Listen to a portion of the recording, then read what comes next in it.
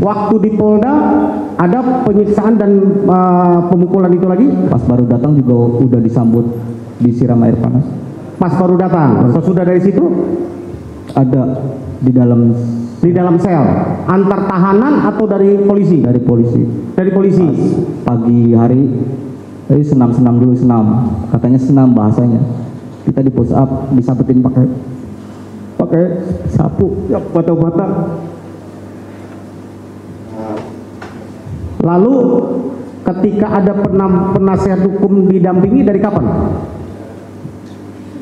Nggak tahu. Kamu waktu di Polres Kota Cirebon ketika ditangkap pertama, diamankan atau apa istilahnya pun, dia dibawa ke Polres ya, itu diberitahu nggak haknya atau dikasih tahu ada surat penangkapan bahwa kamu ini tersangka terkait peristiwa ini? Nggak ada yang mendampingi penasihat hukum? Nggak ada sama sekali. Kami banyak tanda tangan. Oh, tapi tanpa tahu apa itunya? Tahu itu apa isinya ya? Iya. Oke. Kemudian waktu di Polda kamu sesudah berapa hari baru didampingi oleh penasihat hukum? 2 bulanan. Nggak tahu 2 bulan atau 1 bulan. Sesudah dipindah di Polda? Kan kamu di BAP di Polda itu kan tanggal 19 Oktober. Berarti 1 bulan. Iya 2 bulan ya, betul. Iya 2 bulan. Selama 2 bulan sebelumnya tidak pernah didampingi? Tidak pernah.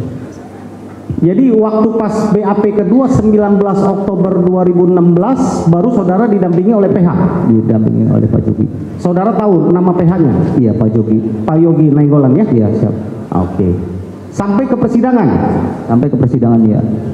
Jadi sebelumnya dari September awal sampai ke 19 Oktober itu tidak pernah ada PH yang mendampingi ya? Nggak ada. Di Polda juga ya? Nggak ada. Oke. Di persidangan, saudara di persidangan kan tadi seperti teman-teman Anda tadi kami sampaikan. Siap. Di Polda tanggal 19 Oktober di BAP saudara mencabut nggak BAP yang di Cirebon? Mencabut, iya. Mencabut? Terus di persidangan dikasih kesempatan untuk mencabut itu dan menyatakan itu dicabut dan diberikan kesempatan seperti ini menyampaikan kronologis, ditanya seperti ini di persidangan? Iya, cuma kayak nggak digubris gitu aja. Nggak direspon. Nggak ada respon. Nggak ada respon dari maaf Yang Mulia. Oh, dari Yang Mulia. Iya. Oke, dulu ya, bukan yang ini kan? Siap. Ya, oke. Jadi nggak apa-apa, ini kan kita tidak menyinggung ke institusi manapun. Kita mau mencari kebenaran. Kita tidak menyalahkan institusi kepolisian. Kita tidak menyalahkan institusi kejaksaan. Kita juga tidak menyalahkan institusi kehakiman ya, Mahkamah Agung. Dalam hal ini di dalam muka persidangan yang mulia ini kita untuk mencari kebenaran supaya apa yang memang benar terjadi terungkap di dalam ruang sidang yang mulia ini. Itu yang kita harapkan ya. Oke, lanjutkan. Di persidangan kamu menyampaikan ini dihiraukan ya. Oke, terus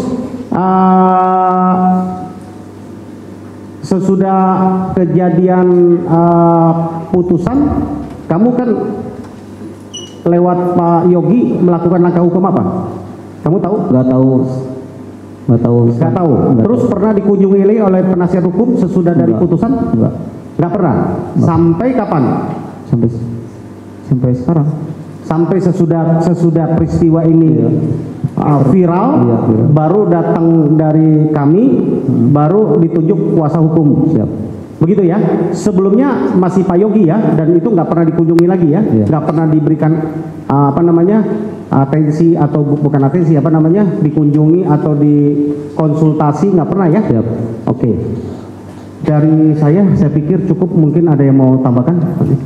Sama pertanyaan dengan yang lain, apakah ketika diperiksa diberitahu bahwa Anda mau diproses dengan perkara yang sangkaannya pembunuhan atau pembunuhan berencana? Nggak tahu. Nggak disebutkan. Apakah kepada Anda ditawarkan apakah hak-hak Anda untuk didampingi penasihat hukum ketika tanggal 31 tidak? Enggak. Oke, itu saja Mas.